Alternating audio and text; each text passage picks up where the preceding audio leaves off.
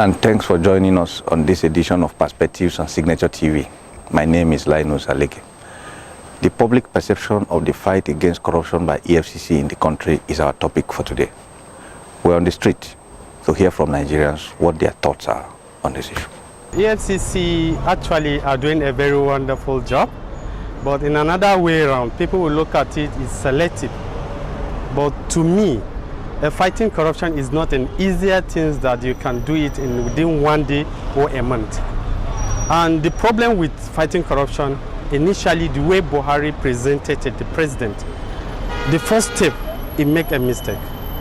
He could have assigned a specific court to make sure that they are the one judging and taking all the cases of corruption in that specific court.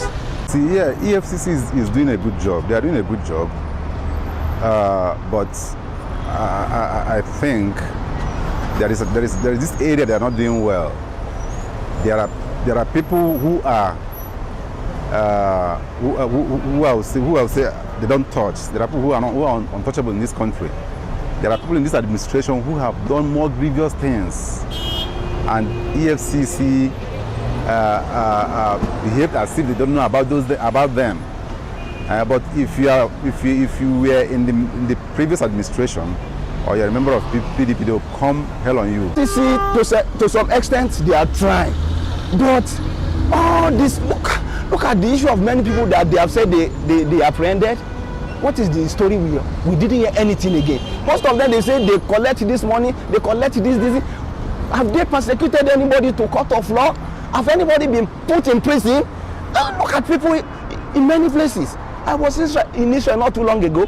They said their Minister of Finance then stole their money, that it is in the prison now. But because he has no justification, it is in that country. Here we have not seen ex-minister being put in Kula. We've not seen anybody. We will just be hearing story. Nigeria is just rigmaroling. For how long do we continue like this? Nigeria is 50 years plus from independence up to today. Which result have you gotten? Weapons.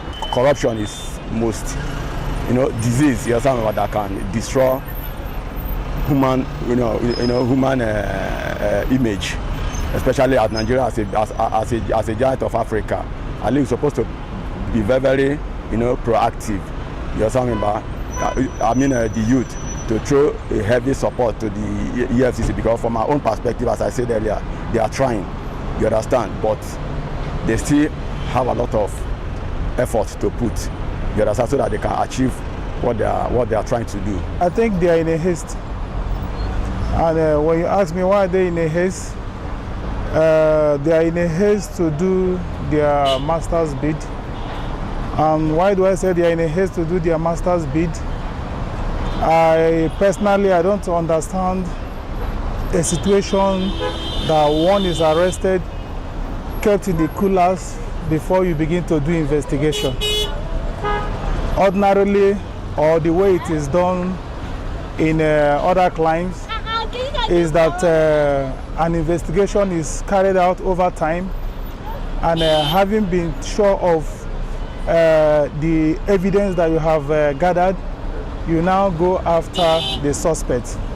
But in our own case, the reverse is the difference. The issue of EFCC, that's the reason why we are talking about. Obama said something once. He said Africans, of which Nigeria is part of Africa, need a strong institution. When once a strong institution is in place, whether it be a president or a governor to influence on something will not even affect anything. Now, coming back to EFCC cases, it's lopsided. It's lopsided. No matter anything, it's lopsided. Even those people that even the general of the EFCC, he has something in his cupboard. If you have to do all these things, we have to start from our own immediate environment. Now, looking at it now, you're talking about corruption. Corruption is simply not only when you steal money. When you do what is not expected to do, what is not accompanied by the law, it then is corruption. Now, the Senate, which represents the National Assembly, which represents the people's mind, have said we don't need this man, and keep on keeping him there. My brother, the assessment I'm giving them is is below 20%. Those are the views of Nigerians on this topic. Until we come your way again, thanks for watching.